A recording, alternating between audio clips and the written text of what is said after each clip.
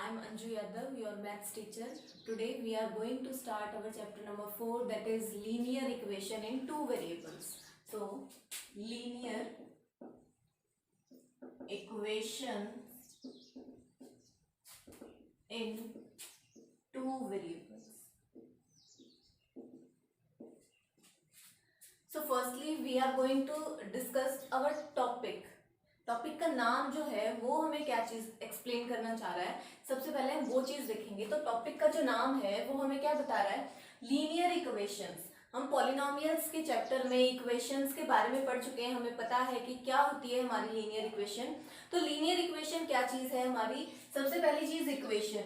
Equation means एक ऐसा polynomial जिसमें इक्वल का सिंबल हमने यूज किया हो, वही होती है हमारी इक्वेशन. पॉलिनोमियल मींस कोई भी एल्जेब्रिक एक्सप्रेशन जिसमें हमने वेरिएबल्स, कांस्टेंट्स इनका यूज किया हो.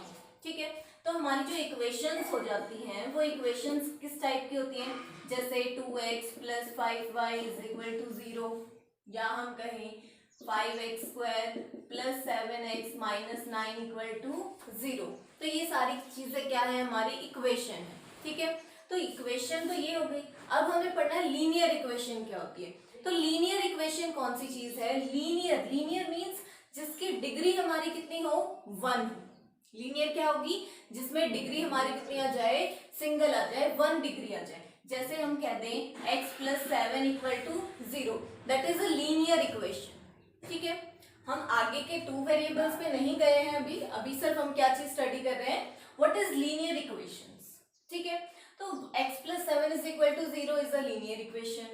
y - 3 = 0 is a linear equation.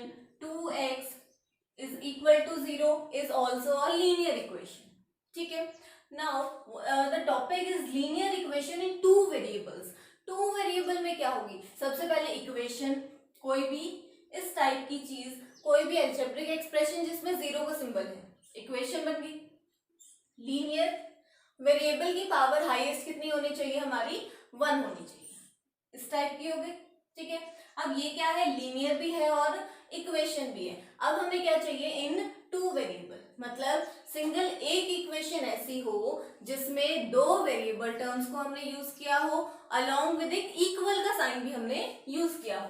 जैसे हमने फर्स्ट इक्वेशन लिखी है 2x + 5y = 0, या हम ले लें 3x - 7y = 0.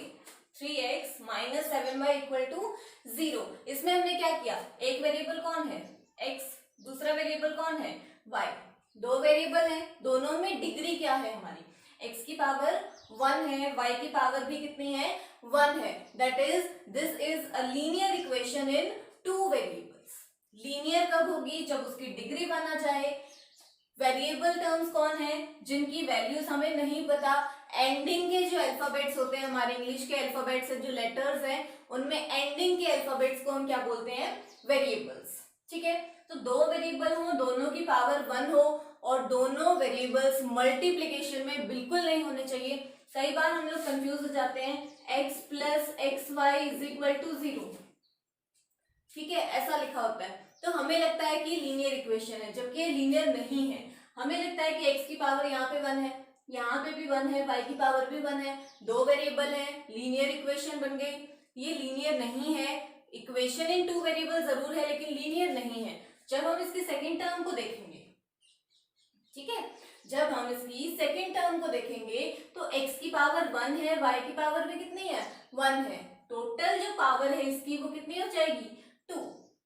ठीक है, और जैसे ही इसकी पावर 2 बन जाएगी तो ये कैसी इक्वेशन हो जाएगी, क्वाड्रेटिक इक्वेशन हो जाएगी. तो लीनियर के लिए सबसे पहली और इम्पोर्टेंट बात, 2 वेरिएबल होने चाहिए, दोनों की पावर 1 होनी चाहिए, और दोनों मल्टीप्लीकेशन में नहीं होने चाहिए. ठीक है, तो ये था हमारा टॉपिक, हमारे चैप्टर का नाम लीनियर इक्वेशन इन टू वेरिएबल. अब हम पढ़ते हैं इसकी जनरल फॉर्म जो हमें लेनी है. तो जनरल जो इसकी फॉर्म है, general form of that linear equation in two variable is ax + by + c = 0. जब भी हम किसी भी इक्वेशन की जनरल फॉर्म पढ़ते हैं, किसी भी इक्वेशन की जब हम जनरल फॉर्म पढ़ रहे हैं तो हमें ये ध्यान रखना है कि उसमें हम इक्वल में क्या लेते हैं, हमेशा जीरो रखते हैं, और उसमें जितना भी कंटेंट है उस सबको हम कहाँ पे लाते हैं, लेफ्ट साइड में। कई बार होता है कि हमें इक्वेशन गिवन होती है, उसमें इक्वल में जीरो नहीं होता, तो वो हमारी जनरल फॉर्म की टर्म्स में नहीं गिवन होती है, वो लीनियर इक्वेशन ही, लेकिन हमें उसे ट्रांसफॉर्म करना होता है जनरल इक्वेशन की फॉर्म में। ठीक है, तो अब डिस्कस कर लेते हैं कि किस तरीके से हमें, अच्छा इक्वेशन ये है ax plus b y plus c equal to 0, ये हमारी इक्वेशन है। ठीक है, अब इसमें वेरिएबल टर्म्स कौन कौन है, जो वेरिएबल टर्म्स हैं अभी मैंने बताया कि जो एंडिंग के अल्फाबेट्स हैं उन्हें हम एज अ वेरिएबल कंसिडर करते हैं, तो वेरिएबल टर्म कौन हो जाएंगे यहाँ पे, x और y। ठीक है, constant terms, the constant terms are starting alphabets a b c, ये अल्फाबेट्स कुछ भी हो सकते हैं, मतलब अल्फाबेट्स भी हो सकते हैं और ये कांस्टेंट न्यूमेरिकल भी हो सकते हैं, हमें नंबरिंग में भी गिवन हो सकता है हमें a b c की वैल्यू गिवन हो, तो a b c की जो वैल्यू है वो कोई भी एक रियल नंबर हो सकता है। ठीक है, x और y की वैल्यू तो डिपेंड करती है इक्वेशन पे, a b और c जो कांस्टेंट्स है वो कांस्टेंट कोई भी रियल नंबर हो सकता है। a और b is not equal to 0, अगर हम a और b को 0 ले लेते हैं तो वो टू वेरिएबल की इक्वेशन नहीं रहेगी। ठीक है, इक्वेशन तो है वो, लेकिन अगर हमने a को 0 रखा या फिर b को 0 रखा तो वो इक्वेशन तो रहेगी लेकिन इन टू वेरिएबल नहीं रहेगी। ठीक है, तो इस चीज का हमें ध्यान रखना है कि a और b और c की वैल्यू कोई भी रियल नंबर हो सकती है, अगर हम a और b को 0 ले लेते हैं तो वो हमारी इक्वेशन तो रहेगी, अगर हमारा a 0 है b नॉन जीरो है तो वो हमारी linear equation in one variable consider होगी, अगर हमारा b 0 है तो भी वो linear equation in one variable consider होगी, अगर a और b दोनों ही 0 है, सिर्फ c की कोई वैल्यू गिवन है तो वो क्या हो जाएगी, हमारी normal constant equation, constant polynomial constant equation. ठीक है, सो मेन जो पॉइंट है वो है a b c are any real number. ठीक है, अब कोई भी इक्वेशन हमें दे दी जाए और हमसे ये पूछे कि a b c की वैल्यू कंपेयर करके निकालो, कोई बड़ा टास्क नहीं है, हमें कह दिया 2x plus 3y minus 7 equal to 0, normal equation है, हमें इसको कंपेयर करना है अपनी जनरल फॉर्म से। हमारी जो जनरल फॉर्म है वो क्या है, ax plus b y plus c equal to 0। Compare करेंगे, कंपेयर कैसे करेंगे, x को देखेंगे, यहाँ पे x के साथ कौन है, a है, दैट इज x का जो कोफिशिएंट है वो यहाँ पे क्या है, a है।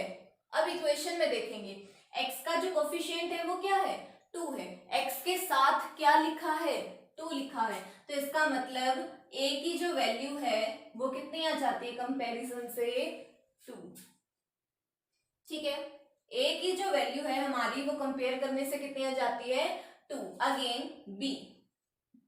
b कहाँ पे लिखा है, y के साथ, b कहाँ पे लिखा है, y के साथ। अब नेक्स्ट इक्वेशन में y के साथ कौन लिखा है, सिंबल को भी ध्यान में रखना है, y के साथ कौन लिखा है, +3, तो y की b की वैल्यू कितनी हो जाएगी, +3।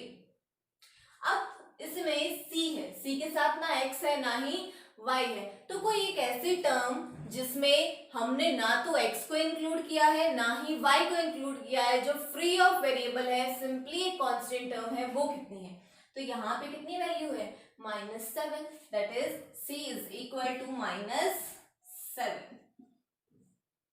ठीक है, तो ये था हमारा कंपैरिजन। इस टाइप से बहुत बार क्वेश्चन आ जाता है। अब क्वेश्चन कई बार कैसा आ गया, मान लो सिंपल सी इक्वेशन ली हमने, 5x minus 3y is equal to 2.5, ये हमारी कोई भी इक्वेशन है, तो हम गलती जो कर देते हैं वो कहाँ पे करते हैं, हमने a की वैल्यू लिखी, a की वैल्यू हमने सही लिखी, a इज इक्वल टू 5, क्योंकि x के साथ क्या लिखा है हमने, 5, b की वैल्यू जो y के साथ है, y के साथ कौन है, -3, तो दैट इज -3। अब बात आती है सी की वैल्यू।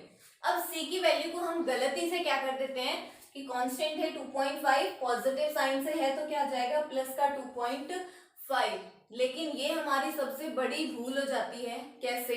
हमें सबसे पहले अपनी इक्वेशन को कंपेयर करना होता है जनरल फॉर्म से, और हमारी जो जनरल फॉर्म है वो क्या कहती है कि इक्वल के राइट में क्या होना चाहिए, 0 होना चाहिए। फिलहाल इक्वल के राइट में क्या है, 2.5 है, तो हमें सबसे पहले उसको लेफ्ट में लेके आना है। ठीक है, तो जो प्लस का 2.5 है, जब हम उसको लेफ्ट में लाएंगे तो वो क्या बन जाएगा, 5x एज इट इज है, -3y हमारा एज इट इज है, प्लस का 2.5 इधर आएगा तो क्या बनेगा -2.5। ठीक है, अब यहां से हम कंपेयर करके सी की वैल्यू लिखते हैं। सी की वैल्यू क्या आ जाएगी -2.5। ओके, सो नेक्स्ट हम एग्जांपल लेते हैं। नेक्स्ट है, मान लो कि √2x plus y is equal to -1। ठीक है, अब क्या करेंगे, इसको जनरल फॉर्म से कंपेयर करेंगे। And what is the general form, हमारी जो जनरल फॉर्म है वो क्या रहेगी, general form is ax plus by plus c equal to 0। ठीक है, ये हमारी जनरल फॉर्म हो गई। कंपेयर किया हमने, x के साथ क्या लिखा है, √2, that is a is equal to √2। ठीक है, b निकालेंगे तो b क्या आ जाएगा, b y के साथ क्या लिखा है, y के साथ क्या लिखा है 1। अगेन जब c की बात आती है तो c की वैल्यू कहाँ पे है, राइट में है, हम उसको कहाँ पे लाएंगे, लेफ्ट में। तो हमारी जो इक्वेशन है वो क्या बन जाएगी, √2x plus y plus 1 is equal to 0। तो c की वैल्यू कितनी आ जाएगी हमारी +1। ठीक है, ये थी सिंपल सी इक्वेशन। अब जो हमें कंफ्यूज करने वाली इक्वेशंस आती हैं जनरली, वो कैसी होती हैं वो हम डिस्कस कर लेते हैं एक बार। जैसे हमें दे दिया 5x इक्वल में 3 दे, ठीक है, 5x इक्वल टू 3। अब हम यहाँ पे कंफ्यूज हो जाते हैं। हमें क्या करना है, क्वेश्चन वाले ने मेंशन कर दिया compare it with linear equation in 2 variables. उसकी general form ax plus by plus c equal to 0। Compare करेंगे। कंपैरिजन का फर्स्ट जो स्टेप है वो हमारा क्या कहता है, राइट साइड में जो भी चीजें हैं उनको उठा के लेफ्ट में ले आओ। तो इक्वेशन हमारी क्या हो जाएगी, 5x minus 3 is equal to 0। ठीक है, नेक्स्ट स्टेप में क्या करेंगे हम, अगर आप डायरेक्टली इसको लिख सकते हो तो बहुत अच्छी बात है, नहीं लिख सकते हो तो हम इससे कंपेयर करके देखेंगे। x है, बिल्कुल है, कांस्टेंट टर्म है, लेकिन क्या y है, नहीं है। तो वैसे तो ये इक्वेशन कौन सी है, linear equation in one variable की इक्वेशन है, लेकिन क्वेश्चन वाले ने हमें क्या कहा है, 2 वेरिएबल से कंपेयर करो। तो हम इसको 2 में जब कन्वर्ट करने की कोशिश करेंगे तो 5x है तो 5x रहेगा ही, y तो है ही नहीं, y नहीं है इसका मतलब हम उसको 0 इंटू वाई लिख ले तो कोई प्रॉब्लम नहीं है। तो हम यहाँ पे क्या लिख लेंगे, 0 into y minus 3 equal to 0। 0 into y, 0 into something means 0, कोई फर्क नहीं पड़ा अगर हमने 0 को ऐड किया या माइनस करे, कोई फर्क नहीं पड़ता। ठीक है, तो हमने क्या लगा ली यहाँ पे 0 इंटू वाई। अब हम यहाँ से कंपेयर करके a b c की वैल्यू निकाल देंगे। a कितना आ जाएगा यहाँ से 5, b कितना आ जाएगा 0, c कितना आ जाएगा -3। ठीक है, ऐसे ही सेम एक और एग्जांपल ले लेते हैं। मान लीजिए हमें दे दिया y इज इक्वल टू 5। ठीक है, क्या करेंगे, या फिर मान लीजिए हमें दे दिया y is equal to 5x। ठीक है, तो इसको हम 2 टाइप से कर सकते हैं जनरल फॉर्म की तरह।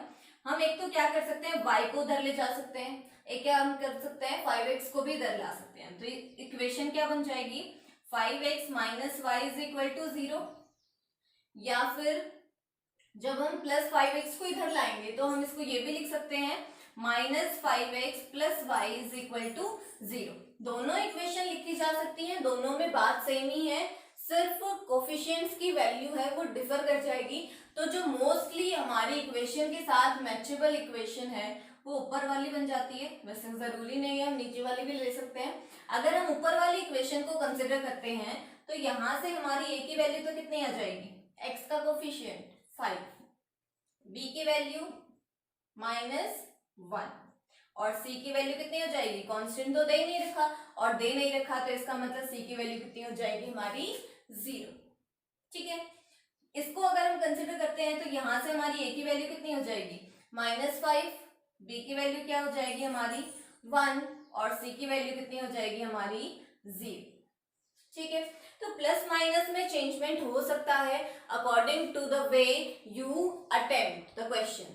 अगर आप लेफ्ट वाली चीज को राइट में लेके आते हो तो उसमें ए बी सी की वैल्यूज कुछ और होंगी, और अगर आप राइट से चीजों को लेफ्ट में लेके आते हो तो again the values are different in only the sign.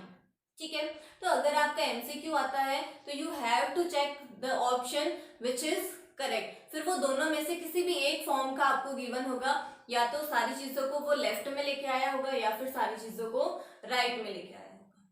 ठीक है, एक और एग्जांपल ले लेते हैं। जनरली हमें एक टाइप दे देता है डिफरेंट, इनसे अलग। हमने अभी तक कौन कौन सी टाइप पढ़ ली है? फर्स्ट हमने पढ़ी नॉर्मल इक्वेशन जिसमें ए बी और सी तीनों चीजें हमें गिवन थी। उसके बाद हमने पढ़ा कि हमें सिंपली एक वेरिएबल अगर गिवन है, सेकंड वेरिएबल इज मिसिंग, तो सेकंड वेरिएबल का जो कोफिशिएंट है वो हमारा कितना आ जाएगा 0। ठीक है, उसके बाद हमने पढ़ा कि कांस्टेंट टर्म अगर हमारी मिसिंग है तो। अब सारी चीजें हमें गिवन होती हैं लेकिन थोड़ा सा कंफ्यूजन में क्रिएट वो कर देता है। जैसे हमें बोल दिया 5x is equal to 3y minus 2x। ठीक है, इस टाइप की अगर वो इक्वेशन दे देता है तो हमें क्या करना है, लेफ्ट में ले आएंगे सारी चीजों को उठा के, राइट वाली चीजों को लेफ्ट में ले आएंगे तो क्या आ जाएगा, 5x है वो एज इट इज रहेगा, प्लस 3y है वो इधर आएगा तो क्या हो जाएगा -3y। ठीक है, -2x है वो इधर आएगा तो क्या हो जाएगा +2x इक्वल टू 0। ठीक है, अब देखो, अब जो आपको समझने वाली चीज है, हमने देखी हमारी जनरल फॉर्म, और जनरल फॉर्म हमारी क्या कहती है, x है वो एक बार लिखा होना चाहिए। ठीक है, y है वो भी एक ही बार लिखा होना चाहिए, c है जो कांस्टेंट है वो भी एक टाइम ही होना चाहिए। अब यहाँ पे x तो 2 बार लिखा हुआ है, 2 बार है, तो हम क्या करेंगे, उसको कंबाइन कर देंगे, जो भी हमारी लाइक टर्म्स है उनको सिंप्लीफाई कर लेंगे। तो 5x और 2x दोनों लाइक टर्म्स है, इनको हम ऐड सब्ट्रैक्ट जो भी हो रहा है सिंबल के अकॉर्डिंग कर लेंगे। तो 5x प्लस 2x क्या हो जाएगा हमारा 7x और -3y इक्वल टू 0। अब हम इसको कंपेयर करके हमारी एबीसी की वैल्यू लिखेंगे, तो a आ जाएगा हमारा 7, b आ जाएगा -3 and c is equal to 0। ठीक है, कई बार हमें इक्वेशन दे देता है, लास्ट हम ले लेते हैं, उसके बाद में भी आपको समझ में आ गया होगा। लास्ट एक एग्जांपल ले लेते हैं, जैसे हमें कह दिया √2x minus y is equal to 3 + x। ठीक है, ये दे दिया। हमारा काम फर्स्ट जो हमारा स्टेप होता है वो क्या होता है, राइट साइड में जितने भी चीजें हैं उनको उठा के लेफ्ट में ले आएंगे, राइट में क्या बना देंगे 0। तो क्या आ जाएगा √2x minus y minus 3 minus x is equal to 0। ठीक है, इतना होने के बाद √2x है माइनस x है, लाइक टर्म्स है, इनको कंबाइन कर देंगे। x को हमने निकाला कॉमन, तो यहां से क्या बचेगा √2 और यहां से क्या बचेगा -1। अब कुछ बच्चों को कंफ्यूजन रहता है कि यहाँ पे तो हमने 5 + 2 7 लिख दिया डायरेक्टली, यहाँ पे कॉमन क्यों लिया? तो हमने कॉमन इसलिए लिया क्योंकि यहाँ पे √2 है और यहाँ पे -1 है, और √2 में -1 को हम डायरेक्टली ऐड नहीं कर सकते, सब्ट्रैक्ट नहीं कर सकते, इसलिए हमने इन दोनों को अलग से सेपरेटली लिखा है और x को बाहर कॉमन निकाल के लिखा है।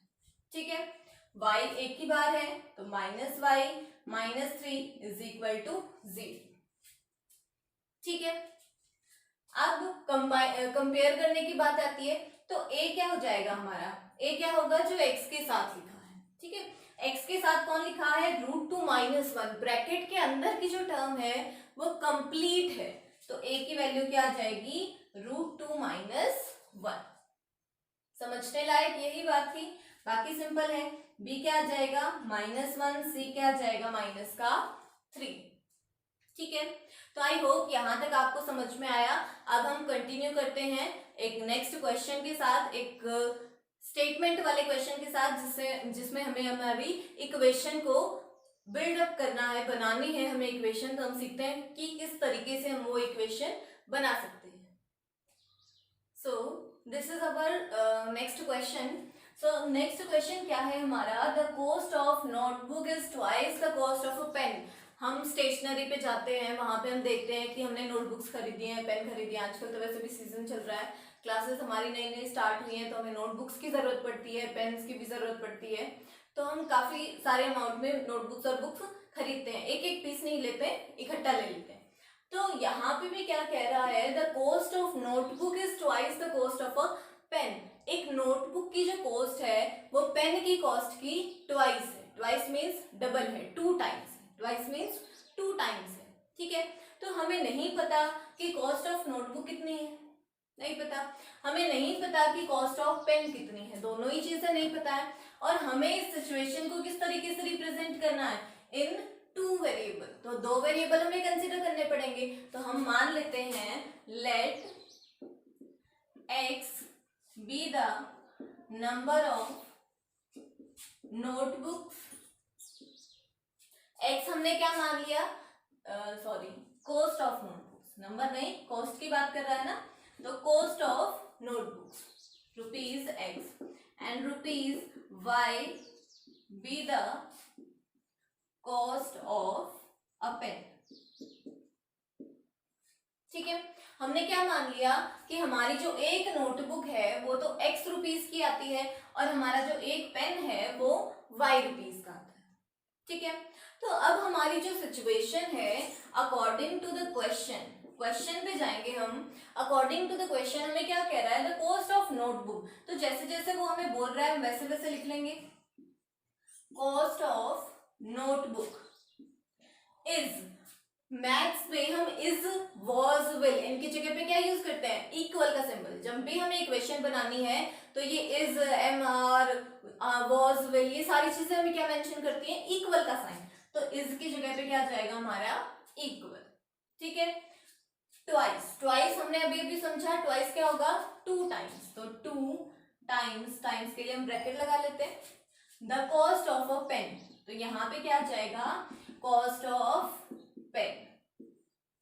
ठीक है, cost of notebook is equal to 2 into cost of pen. अब हमने जो चीजें अज्यूम की हैं, मानी है ना हमने कुछ चीजें, उनको देखते हैं। कॉस्ट ऑफ नोटबुक को हमने क्या माना है, x, तो यहाँ पे क्या जाएगा, x equal as it is, फिर 2 एज इट इज, और आगे हमने क्या माना है, cost of pen. Cost of pen कितना है, y, तो x is equal to 2y।